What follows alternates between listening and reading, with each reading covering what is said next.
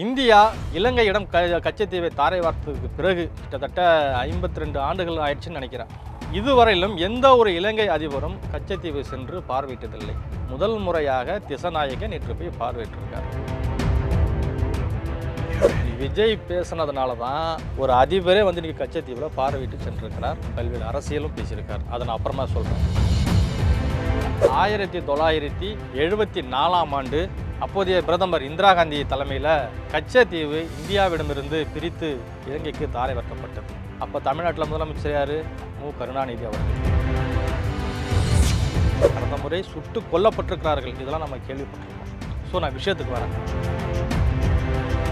ஆனால் முதல் முறையாக விஜயுடைய குரல் ஓங்கி ஒலித்திருப்பதன் மூலமாக ஸோ இன்றைக்கி இந்த கச்சத்தீவுக்கு ஏதாவது ஆபத்து வந்து விடுமோ அப்படிங்கிற பயத்தில் இலங்கை அதிபரே நேற்று போய் பார்வையிட்டு இது எங்களுக்கு சொந்தமான இடம்னு சொல்லியிருக்காரு. ஸோ இது ஒரு துவக்க புள்ளி தான். இந்த டாப் 10 பட்டியலில் பார்ப்போற்றும் முதலமைச்சர், திராவிடத்தின் கொள்கை அப்படின்னு பேசக்கூடிய, சமூக நீதி பேசக்கூடிய, பெண்களுக்கான அரசு, இது விடியலுக்கான அரசுன்னு பேசக்கூடிய, நாள்தோறும் விளம்பரங்களை தேடிக்கொண்டிருக்கின்ற நமது முதலமைச்சர் பெயர் இடம்பெறவில்லை என்பது வேதனை தரக்கூடிய விஷயமாக இருக்கிறது. மரியாதைக்குரிய அப்பா என அழைக்கப்படக்கூடிய மு. க. ஸ்டாலின் இடம்பெறவில்லை என்பது உடன்பிறப்புகள் மத்தியில் ஒரு பெரிய அதிர்ச்சி ஏற்படுத்தியிருக்கு. இன்னைக்கு தமிழ்நாட்டை ஆண்டு கொண்டிருக்கின்ற அத்தனை முதல்வர்களும் எங்கிருந்து வந்தார்கள்? அப்படியே காலேஜ் படிச்சுட்டு நேராக அப்படியே வந்து அரசியலை கற்றுக்கிட்டு வந்தாங்களா? இல்லை ஏற்கனவே இயக்கங்கள் இருந்து பணியாற்றி அப்படி வந்தாங்களா? அவர்களும் சினிமா துறையில் இருந்தால் வந்தார்கள். எம்ஜிஆர் தொடங்கி கலைஞர், ஜெயலலிதா, இப்போ இருக்கக்கூடிய முதல்வர் மு. க. ஸ்டாலின், துணை முதல்வர் உதயநிதி ஸ்டாலின், நடிகர் கமல், சரத்குமார் கூட கூட்டணி வைக்கிறவங்களுக்கு அதிகாரத்தில் பங்கு அப்படின்னு சொல்லியிருக்காரு. இது வந்து முதல் முறையாக தமிழ்நாட்டில் ஒரு பெரும் ஆதரவு பொருளாக மாறிச்சு. அதனால தான் 2026 அதிமுக, திமுக தவிர்த்து விஜய் தலைமையில் ஒரு மெகா கூட்டணி அமைப்பதற்கான வாய்ப்புகள் இருப்பதாக.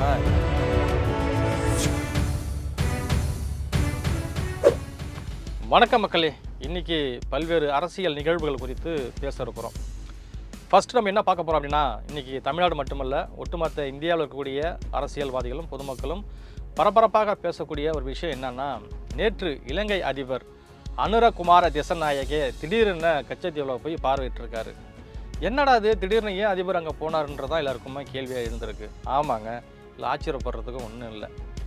அவர் அங்கே போய் சென்று பார்வையிட்டு எப்படி அங்கே பணிகள் நடந்து கொண்டிருக்கிறது, இராணுவடைய தளவாடங்கள் எப்படி இருக்கிறது, பாதுகாப்பு பணிகள் எப்படி இருக்கிறதுன்றதை பார்வையிட்டிருக்காரு. ஏன் திடீர்னு அவர் போயிருக்காருன்றதான் எல்லோருக்கும் கேள்வியாக இருக்குது. இதில் ஒரு முக்கியமான விஷயத்தை நான் சொல்கிறேன். அதாவது இந்தியா இலங்கையிடம் கச்சத்தீவை தாரை வார்த்ததுக்கு பிறகு கிட்டத்தட்ட 52 ஆண்டுகள் ஆயிடுச்சுன்னு நினைக்கிறேன். இதுவரையிலும் எந்த ஒரு இலங்கை அதிபரும் கச்சத்தீவை சென்று பார்வையிட்டதில்லை. முதல் முறையாக திசாநாயக்க நேற்று போய் பார்வையிட்டிருக்கார். ஏன் திடீர்னு இவ்வளோ வருஷம் இவ்வளோ நாட்கள் எந்த அதிபரும் போகாத வேலையில் ஏன் இவர் நேற்று அங்கே போயிருக்காருன்ற கேள்வி எல்லார் மத்தியிலும் எழுந்திருக்கு. இங்கே தான் ஒரு ட்விஸ்ட் இருக்குது. கடந்த சில நாட்களுக்கு முன்பாக மதுரை மாநாட்டில் தமிழக வெற்றி கழகத்தின் தலைவர் திரு விஜய் அவர்கள் கச்சத்தீவை குறிப்பிட்டு ஒன்று பேசியிருந்தார். என்னன்றது எல்லாருமே உங்களுக்கு தெரியும். மத்திய அரசை கடுமையாக சாடி பேசியிருந்தார். அதில் ஒரு விஷயந்தான் கச்சத்தீவு. கச்சத்தீவை இலங்கைக்கு இந்தியா தாரை வார்த்து கொடுத்ததிலிருந்து தமிழக மீனவர்கள் எப்படி கடுமையாக பாதிக்கப்படுறாங்க, இவங்களுடைய வாழ்வாதாரங்கள் எந்த அளவுக்கு பாதிக்கப்படுது, இங்கே இருக்கக்கூடிய மீனவர்கள் எப்படி இலங்கையுடைய இராணுவத்தில் கைது செய்யப்பட்டு சிறையில் அடைக்கப்படுறாங்கன்றதை குறிப்பிட்டிருந்தார். அவரும் அன்றைக்கி மேலோட்டமாக பேசியிருந்தாலும் கடந்த சில நாட்களுக்கு முன்பாக ஒரு அறிக்கையே விட்டிருந்தார். அந்த அறிக்கையில் என்ன சொல்லப்பட்டிருக்குனாக்கா, குத்தகை அடிப்படை முறையில் கச்சத்தீவை இந்தியா மீட்க வேண்டும், அதற்கு ஒன்றிய அரசு நடவடிக்கை எடுக்க வேண்டும் என சொல்லியிருந்தார். ஏன் திடீர்னு எல்லா அரசியலும் கேட்குறாங்க, என்ன திடீர்னு விஜய் ஏன் கச்சத்தீவை பற்றி பேசுகிறாரு ஏன் அப்படின்னு கேட்டிருக்காரு. இன்றைக்கி விஜய் பேசுனதுனால தான் ஒரு அதிபரே வந்து இன்றைக்கி கச்சத்தீவில் பார்வையிட்டு சென்றிருக்கிறார். பல்வேறு அரசியலும் பேசியிருக்கார். அதை நான் அப்புறமா சொல்கிறேன். ஃபஸ்ட்டு கச்சத்தீவுக்கு வரேன். கச்சத்தீவு வந்து நம்ம பார்த்தோம்னாக்கா, நம்மளுடைய தமிழர்கள் பாரம்பரியமான முறையில் மீன் பிடிப்பதற்கு, மீன் பிடித்து கச்சத்தீவில் தங்கி ஓய்வு எடுப்பதற்கும், தங்களுடைய வலைகளை விரித்து காய் வைப்பதற்கும், மீன் பிடித்து அங்கே தங்கி மீன் பிடிப்பதற்கு போன்ற வசதிகளுக்காக அந்த கச்சத்தீவை பயன்படுத்தி வந்தாங்க. இதுதான் ஆண்டாண்டு காலமாக நடந்துட்டு இருந்துச்சு. இதில் வந்து இலங்கை தமிழர்களுடைய மீனவர்களும் வருவாங்க, அவங்களை சந்திப்பாங்க, அவர்களுடன் வந்து வர்த்தகர்லாம் ஒப்பந்தம்லாம் பண்ணியிருக்கிறாங்க. வர்த்தகன்னா நம்ம தமிழ்நாட்டிலேருந்து பொருட்களை கொண்டு அங்கே கொடுக்குறது, அங்கேருந்து பொருட்கள் இங்கே கொடுக்குறது, இப்படி உறவு முறையாக பழகிருக்கிறாங்க. பொண்ணு கொடுத்து பொண்ணு எடுத்ததெல்லாம் கடந்த 70 ஆண்டுகளுக்கு முன்பெல்லாம் செஞ்சதாக தகவல் சொல்கிறாங்க. அப்படி இருந்துட்டு ஒரு நட்பாக இருக்கக்கூடிய வேலையில் தான் இவங்க இந்த இரு நாட்டு மீனவர்களை பாதுகாக்கின்ற வேலைன்னு ஒரு தவறாக ஒரு ஒப்பந்தத்தை போடப்பட்டு, அப்போது 1974ஆம் ஆண்டு அப்போதைய பிரதமர் இந்திரா காந்தி தலைமையில் கச்சத்தீவு இந்தியாவிடமிருந்து பிரித்து இலங்கைக்கு தாரை வார்க்கப்பட்டது.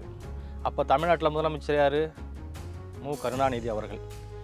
இந்த நிலையில் தான் அப்போது தமிழ் ஆர்வலர்களும் பல்வேறு அரசியல் கட்சி தலைவர்களும் தமிழக மக்களும் கடுமையாக எதிர்ப்பு தெரிவித்தாங்க. ஏன்னா கச்சத்தீவு என்பது நம்ம தமிழ்நாட்டுடைய உரிமை, இது எங்களுடைய வாழ்வாதார பகுதி அப்படின்னு சொல்லி ராமேஸ்வரம் உள்ளிட்ட கடற்கரை சார்ந்த மீனவ மக்களும் ஒட்டுமொத்த தமிழக மக்களும் போராட்டத்தில் ஈடுபட்டாங்க. ஆனால் அப்போதைய அரசு இரண்டு அரசுகளுமே சரி, மாநில அரசுகளும் சரி, மத்திய அரசுகளும் சரி, இது குறித்து எந்த ஒரு செவியையும் சாய்க்கவில்லை. அவங்க என்ன சொன்னாங்க? அப்போ காரணம் காட்டி 2 நாட்டு மீனவர்களுடைய நலன் கருதி தான் பரஸ்பர ஒப்பந்தம் போடுறோம். மீனவர்கள் வழக்கம் போல் அங்கே போயிட்டு நீங்கள் மீன் பிடிக்கலாம், போகலாம், வரலாம், நீங்கள் வலைகளை காயப்படலாம், எல்லாமே செய்யலாம் அப்படின்ற மாதிரி சொன்னாங்க. ஆனால் அந்த ஒப்பந்தம் போடப்பட்ட அந்த 74லேருந்து 76 அந்த ஆண்டு இடைப்பட்ட காலத்தில் கலைஞர் மு கருணாநிதி அவர்களுக்கு பெரிய அழுத்தம் கொடுக்கப்பட்டது. எப்படியாவது திரும்ப இந்த கச்சத்தீவை இப்போ தான் போட்டிருக்கிறாங்க ஒப்பந்தம், நீங்கள் எப்படியாவது நீங்கள் முதலமைச்சர் இருக்கிறீங்க, இந்த இதை மீட்கணும்னு சொல்லி மக்கள்லாம் கோரிக்கை வைக்கிறாங்க. தமிழ் அறிஞர்கள்லாம் தமிழர்கள்லாம் கோரிக்கை வைக்கிறாங்க. அப்போதைய முதலமைச்சர் கருணாநிதி கடுமையான நடவடிக்கை எடுத்திருந்து மத்திய அரசுக்கு உரிய அழுத்தம் கொடுத்திருந்தால் இன்றைக்கி அந்த கச்சத்தீவு இலங்கையிடம் இருந்திருக்காது, நம் தமிழ்நாட்டு வசம் இருந்திருக்கும். அன்றைக்கி செய்த தவறுனால தான் இன்றைக்கி கச்சத்தீவு இலங்கையிடம் இருக்கிறது. தினந்தோறும் நம்ம இலங்கை இராணுவத்தால் நம்ம தமிழ்நாட்டு மீனவர்கள் அடித்து துன்புறுத்தப்படுகிறார்கள். கடந்த முறை சுட்டு கொல்லப்பட்டிருக்கிறார்கள். இதெல்லாம் நம்ம கேள்விப்பட்டிருக்கோம். ஸோ நான் விஷயத்துக்கு வரேன். அப்படி 2 ஆட்சியாளர்கள் முன்னிலையில் 74, 76 ஆண்டு கால 74, 76 ஆண்டு இடைப்பட்ட காலத்தில் கச்சத்தீவு தாரை வார்க்கப்பட்டது. கிட்டத்தட்ட 50 ஆண்டுகளுக்கு மேலே ஆயிடுச்சு. பல்வேறு அரசியல் கட்சி தலைவர்களும் அதுக்காக குரல் கொடுத்துட்டு இருக்கிறாங்க. என்ன அப்படின்னாக்கா, கச்சத்தீவை மீட்கணும், மறுபடியும் நம்ம தமிழகத்தோட சேர்க்கணும், இந்தியா அது குறித்து பேசணும்னு சொல்லி பல பேச்சுவார்த்தை நடத்துகிறாங்க, போராட்டம் நடத்துனாங்க, என்னென்னவோ பண்ணிட்டு இருந்தாங்க ஆரம்பத்திலேருந்து. அதுக்கெல்லாம் இலங்கை அரசு கொஞ்சம் கூட செவி சாய்க்கவில்லை. இந்திய அரசும் அதை பற்றி எதுவும் பேசவில்லை. மாறி 2 திராவிட கட்சிகளும் ஆட்சி செஞ்சாங்க. மத்தியில் அதை போன்று பிஜேபி காங்கிரஸும் மாறி ஆட்சி செஞ்சுது. இது வரைக்கும் அது குறித்து எந்த நடவடிக்கையுமே இல்லை. ஆனால் காலப்போக்கில் இந்த தமிழ்நாட்டு மீனவர்கள் தாக்கப்படுவது தொடர் கதையாக இருந்துச்சு. நீ அண்மையோட பார்த்துருக்கலாம். நேற்றோட ஒரு செய்தி வந்தது. என்ன அப்படின்னாக்கா, தமிழ்நாட்டு மீனவர்கள் பயன்படுத்தி அந்த படகுகள்லாம் இலங்கை இராணுவம் கைது செய்ததில்ல, அவங்க படகுகள்லாம் பிடிச்சி ஒரு துறைமுகத்தில் வைக்கிறாங்க. கிட்டத்தட்ட ஒரு 30 ஆண்டுகளுக்கு மேலாக பிடித்து வைக்கப்பட்டிருந்த கோடிக்கணக்கான மதிப்புடைய அந்த படகுகள்லாம் உடைச்சி கடலில் வீசக்கூடிய செய்தி நேற்று செய்தித்தாளில் வந்தது. இது மட்டுமா, தினந்தோறும் தமிழக மீனவர்களை சித்திரவதை செய்து அவர்களை கைது செய்து சிறையில் அடைப்பது எவ்வளோ செய்தி பார்த்துருக்குறோம். அவருடைய வலைகளை கிழித்தெறிவது. அது மட்டுமா, கச்சத்தீவில் தங்களுக்குடைய பாரம்பரியமான முறையில் அங்கே இருக்கக்கூடிய அந்தோணியாரை வழிபட்டு வந்த தமிழர்கள் மீனவர்களுக்கு அனுமதி மறுக்கப்பட்டது. அப்புறம் ஒரு சில பேச்சுவார்த்தைக்கு பிறகு இப்போ கடந்த சில ஆண்டுகளாக தாங்க போயிட்டு வராங்க. அங்கேயும் கூட தமிழர்களுக்கு உரிய மரியாதை கொடுப்பதில்லை. அவர்கள் ஏதோ அகதிகள் போல சென்று வர வேண்டும். இப்படி தமிழ்நாட்டுடைய இடத்தை இலங்கைக்கு தாரை வார்த்தை கொடுத்து விட்டு நம்மளுடைய உரிமைகள்லாம் பறிக்கப்படுவதுன்றதா விரிவாக அறிக்கையில் குறிப்பிட்டு தான் கழக தலைவர் விஜய் அவர்கள் அந்த அறிக்கையை குறிப்பிட்டிருந்தார். அதை மதுரையிலையும் பேசியிருந்தார். ஸோ இதனுடைய தாக்கம் தான் இப்போ என்ன அப்படின்னாக்கா, நேற்று யாழ்ப்பாணத்தில் ஒரு நிகழ்ச்சி நடந்தது. அந்த நிகழ்ச்சியில் பங்கேற்பதற்காக இலங்கை அதிபர் குமாரா திசநாயக்க போயிருக்காரு. போய் அந்த நிகழ்ச்சியில் பங்கெடுத்துட்டு முதல் முறையாக என்ன பண்ணியிருக்காருன்னா, கச்சத்தீவு போயிருக்காரு. போயிட்டு அங்கே பார்வையிட்டிருக்காரு. அங்கே இருக்கக்கூடிய இராணுவ பணிகளை பார்வையிட்டிருக்காரு. என்ன மாதிரியான ஏற்பாடுகள்லாம் செய்யப்பட்டிருக்கு, எப்படி பாதுகாப்பாக இருக்குன்னு சொல்லி பார்வையிட்டு வந்துட்டார். வந்து என்ன சொல்கிறாருனாக்கா, கச்சத்தீவு என்பது இலங்கைக்கு சொந்தமானது, இது நாங்கள் ஒருபோதும் விட்டு தர மாட்டோம், இது எங்களுக்கு சொந்தமான இடம் அப்படின்னு சொல்லியிருக்காரு. இதை உரிமை கொண்டாடுவதற்கு யாருக்கும் உரிமை இல்லை அப்படின்னு சொல்லியிருக்காரு. இன்றைக்கி இங்கே தான் நம்ம பார்க்கணும். என்ன அப்படின்னாக்கா, இத்தனை ஆண்டு காலம் தமிழகத்தில் பல்வேறு அரசியல் கட்சி தலைவர்கள்லாம் கச்சத்தீவுக்கு ஆதரவாக குரல் கொடுத்துருக்கிறார்கள். திமுக ஒரு பக்கம் தாரை வார்த்து கொடுப்பதற்கு உறுதுணையாக இருந்தாலும், அதே திமுக, அதிமுக, காங்கிரஸ், பிஜேபி, விடுதலை சிறுத்தைகள், மதிமுக, இன்னும் எண்ணற்ற இயக்கங்கள்லாம் கச்சத்தீவை மீட்கணும்னு சொல்லி போராடினாங்க. தமிழ் இயக்கங்களும் நிறையா போராடிச்சு. ஆனால் அதுக்கெல்லாம் அங்கே இலங்கையில் இருக்கக்கூடிய எந்த ஒரு அதிபர்களோ அமைச்சர்களோ பதில் சொல்லலை. ஆனால் முதல் முறையாக விஜயுடைய குரல் ஓங்கி ஒலித்திருப்பதன் மூலமாக ஸோ இன்றைக்கி இந்த கச்சத்தீவுக்கு ஏதாவது ஆபத்து வந்து விடுமோ அப்படிங்கிற பயத்தில் இலங்கை அதிபரே நேற்று போய் பார்வையிட்டு இது எங்களுக்கு உடைய சொந்தமான இடம்னு சொல்லியிருக்காரு. ஸோ இது ஒரு துவக்க புள்ளி தான். நிச்சயமாக தமிழக வெற்றி கழகம் தமிழ்நாட்டில் ஒரு மிகப்பெரிய ஆட்சி மாற்றத்தை கொண்டு வந்தால் மீண்டும் இந்த கச்சத்தீவு தமிழகத்திற்கு கிடைப்பதற்கு பெரிய சாத்தியக்கூறுகள் இருப்பதாக தான் அரசியல் வட்டாரங்கள் தெரிவிக்கின்றன, தமிழ் உணர்வாளர்களும் தெரிவிக்கின்றன, நாமளும் அதை தான் சொல்கிறோம். ஏன் அப்படின்னு நீங்கள் கேட்கலாம். இன்றைக்கி நம்ம ஏற்கனவே குறிப்பிட்டது போல் எவ்வளோ இயக்கங்கள் எவ்வளோ பேர் குரல் கொடுத்தாலும் இன்றைக்கி விஜய் அவருடைய குரல் ஓங்கி ஒலித்திருக்கிறது. இந்த குரலுக்கு மிகப்பெரிய வலிமை பெற்றிருப்பதாக தான் நாம் பார்க்க முடிகிறது. ஸோ அதனுடைய பயத்தினால தான் நேற்று அந்த அதிபர் வந்து பார்த்துருக்கிறார். ஸோ வருங்காலங்களில் ஆட்சி மாற்றம் ஏற்பட்டால் மீண்டும் கச்சத்தீவு தமிழகத்திற்கு வரலாம் என எதிர்பார்க்கப்படுகிறது. ஸோ இன்றைக்கி அதுதான் வந்து அரசியலில் ஒரு முக்கியமான நிகழ்ச்சியாக பார்க்கப்படுகிறது. விஜய் அறிக்கையை விட்ட பிறகும் அவருடைய கச்சத்தீவு குறித்து பேசிய பிறகுதான் இலங்கை அதிபர் ஓடி வந்து கச்சத்தீவு பார்வையிட்டு சென்றிருக்காருன்னு சொல்லி இன்றைக்கி இந்திய அளவில் இது ஒரு பேசு பொருளாக இருக்குது. நெக்ஸ்ட்டு நம்ம என்ன பார்க்க போகிறோம்னா, இந்தியா டுடே சி ஓட்டர் நிறுவனங்கள் நடத்திய இந்தியாவின் டாப் 10 முதலமைச்சர்கள் யார், அதாவது சிறந்த முதலமைச்சர்கள், மக்களுக்கும் முதலமைச்சருக்கான தொடர்பு, மாநிலத்துடைய வளர்ச்சி இதெல்லாம் கருத்தில் கொண்டு இந்தியாவில் சிறந்த முதலமைச்சர் யார்கள் என்று தயாரிச்சிருக்காங்க. அதில் முதல் 10 பேர் இடம்பெற்றிருக்கிறாங்க. எந்தெந்த மாநில முதலமைச்சர்ன்றதை நம்ம சொல்ல போகிறோம். குறிப்பாக அதில் ஒரு ஆச்சரியப்படக்கூடிய விஷயம் என்ன அப்படின்னு நினைக்கலாம், அதிர்ச்சி படக்கூடிய விஷயமும் என்னன்னு நினைக்கலாம். என்ன அப்படின்னா, இந்த டாப் 10 பட்டியலில் பார்ப்போற்றும் முதலமைச்சர், திராவிடத்தின் கொள்கை அப்படின்னு பேசக்கூடிய, சமூக நீதி பேசக்கூடிய, பெண்களுக்கான அரசு, இது விடியலுக்கான அரசுன்னு பேசக்கூடிய, நாள்தோறும் விளம்பரங்களை தேடிக்கொண்டிருக்கின்ற நமது முதலமைச்சர் பெயர் இடம்பெறவில்லை என்பது வேதனை தரக்கூடிய விஷயமாக இருக்கிறது. ஆமாங்க, அதில் என்ன அப்படின்னாக்க, இந்த டாப் 10 முதலமைச்சர்கள் பட்டியலில் முதலாவதாக அசாம் மாநில முதலமைச்சர் ஹிமந்த பிஸ்வா சர்மா தேர்வு செய்யப்பட்டிருக்கார். இவர் வந்து மாநிலத்தில் பல்வேறு வளர்ச்சி திட்ட பணிகளில் நல்ல செழுமையாக செஞ்சிருப்பதாகவும், மக்களுக்கும் அவருக்கான தொடர்பு ரொம்ப சுலபமாக இருக்கிறது, எளிதாக சந்திக்கக்கூடிய முதலமைச்சர், அதே போன்று பல்வேறு இடங்களில் நல்ல பணிகளை மேற்கொண்டிருக்கார் அப்படின்னு அந்த புள்ளி விவரங்கள் சொல்லுது. அடுத்தபடியாக இரண்டாவதாக சத்தீஸ்கர் முதலமைச்சர் விஷ்ணு தியோ சாய். சத்தீஸ்கர் மாநிலம் என்பது எல்லோருக்கும் தெரியும், நக்சலைட்லாம் கடுமையாக பாதிக்கப்பட்ட ஒரு மாநிலம். நாள்தோறும் அங்கே துணை இராணுவத்துக்கும் நக்சல்களுக்கும் இது போன்ற பிரச்சனைகள்லாம் ஏற்படும். ஆனால் அதையெல்லாம் தவிர்த்து இன்றைக்கி அந்த மாநிலத்தை ஒரு நல்வழிப்படுத்தி மற்ற இயற்கை வளங்களை பாதுகாத்து மாநில வளர்ச்சிகளை முன்னெடுப்பதற்காக அவர் தொடர்ந்து பாடுபட்டு கொண்டிருக்கிறார் அப்படின்னு சொல்லி 2வது இடத்துல கொடுத்துருக்குறாங்க. 3வது இடத்துல நம்ம ஜார்க்கண்ட் முதலமைச்சர் ஹேமந்த் சோரன் இடம்பெற்றிருக்கிறார். அவரும் இதே போல் பழங்குடியின மக்களுக்கு நல்ல ஒரு விஷயத்தை மேற்கொண்டிருக்காரு. அது போன்ற நகர்ப்புற வளர்ச்சி திட்டங்களை மேம்படுத்துவதற்கு நல்ல சிறப்பான பணிகளை செய்திருக்காரு அப்படின்னு சொல்லி 3வது இடத்தை ஹேமந்த் சோரன் அவர்களுக்கு வழங்கியிருக்கிறது. அடுத்தடுத்து பட்டியலில் பல்வேறு மாநில முதலமைச்சர்கள் இடம்பெற்றிருக்கிறாங்க. உதாரணத்துக்காக நம்ம 6வது இடத்துல நம்ம ஆந்திரா முதல்வர் சந்திரபாபு நாயுடு இடம்பெற்றிருக்காரு. 7வது இடமோ 5வது இடமோ நம்ம உத்தரப்பிரதேசம் யோகி ஆதித்யநாத் இடம்பெற்றிருக்காரு. இப்படி பல்வேறு மாநில முதலமைச்சர்கள்லாம் அந்த டாப் 10ல் வராங்க.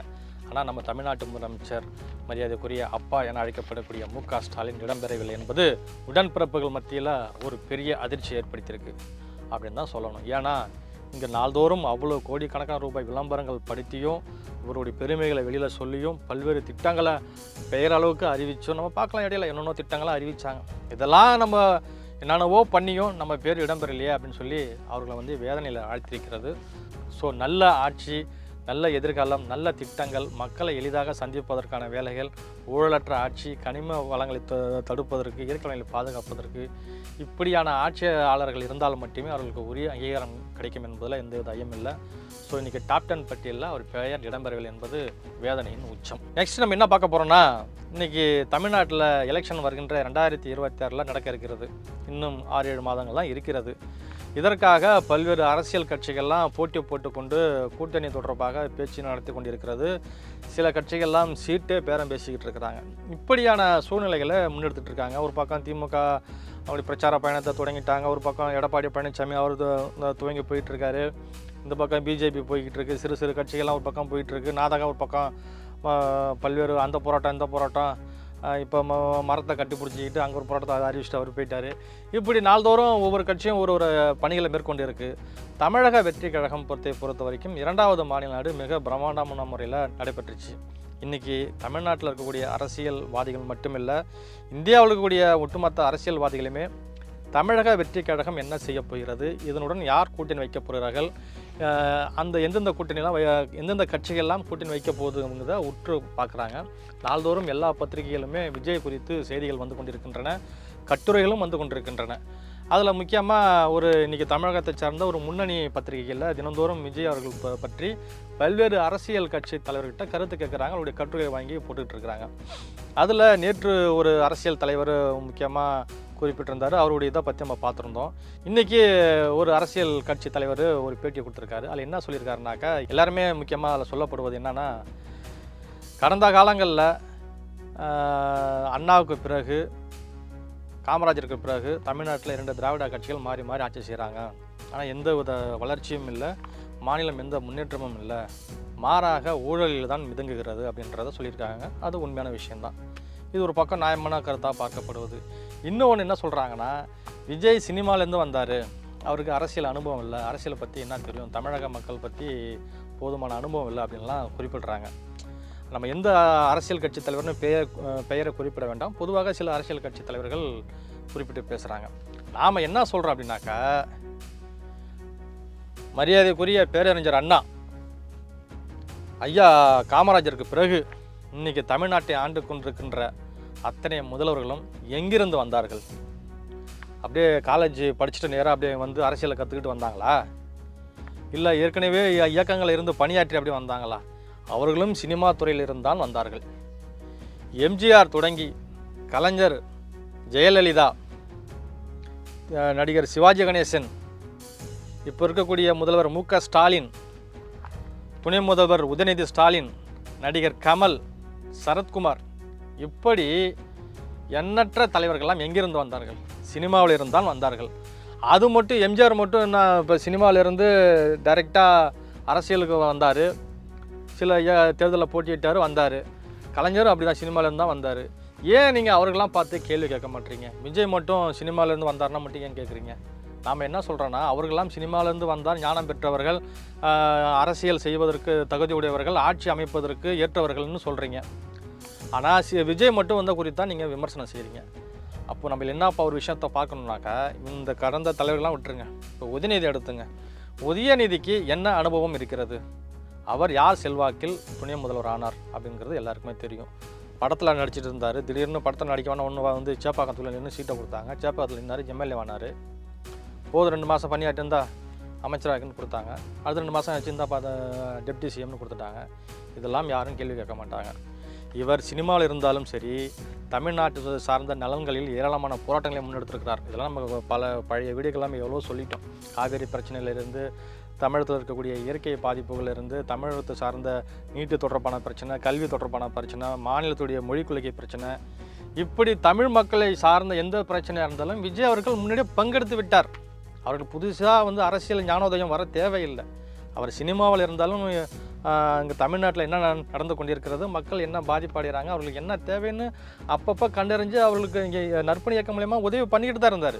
எல்லாமே போராட்டங்களில் பங்கெடுத்துட்டு இருந்தார். அதெல்லாம் இன்றைக்கி இருக்கக்கூடிய அரசியல் தலைவர்களுக்கு யாருக்குமே தெரியல. திடீர்னு என்ன சொல்கிறாங்கன்னா, விஜய் சினிமாவிலேருந்து வந்துட்டு என்ன தெரியும்னு தான் கேட்குறாங்க.